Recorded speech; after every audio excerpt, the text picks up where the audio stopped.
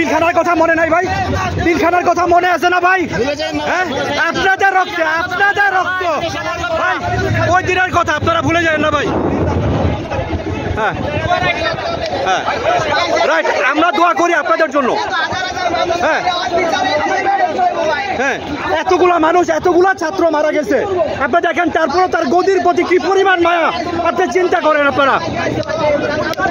হ্যাঁ, আপনার সন্তান, আমার সন্তান, হ্যাঁ, তারা এখনো তার গদির লোভ, তার গদি ছাড়তে হবে। হ্যাঁ, না না না, গুলি করার কোনো সুযোগ নাই।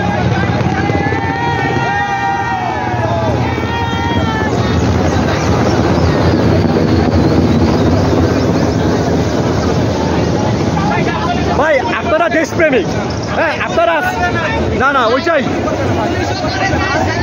হ্যাঁ পুলিশ, প্রতিটা পুলিশ ভাই রন্ধ্রে রন্ধ্রে ওদের পশমে।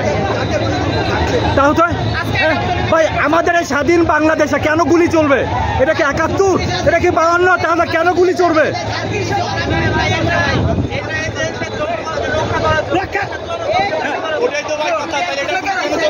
তাহলে কেন এতগুলা ছাত্র মারা গেল কেন? এটা কি পাকিস্তান? ছাত্র শিশু বাচ্চা স্টুডেন্ট আবু সাইদ ভাই, হাজারো আবু সাইদ ভাই মারা গেল। এই যে একজন আবু সাইদ মারা গেছে, তাকে ভাই কিভাবে গুলি করে মারা হয়েছে? স্বাধীন বাংলাদেশে এদের কোনো ঠাঁই হবে না। স্বাধীন দেশে এরকম গুলি হতে পারে না। আরে যাইলে তো হেলিকপ্টার দিয়ে যাবো, চলেন এদিকে। রাস্তা দিয়ে যাবো না, কোথাও যাওয়ার সুযোগ নাই, কোথাও পালায় যাওয়ার কোনো সুযোগ নাই। ঠিক আছে ভাই, আপনারা ভালো থাকেন, আপনারা সাবধানে থাকেন, আপনারা আমাদেরকে ভালো রাখেন, কারণ আপনাদের জন্য আমরা ভালো থাকবো, আপনারা ভালো থাকলে আমরা ভালো থাকবো।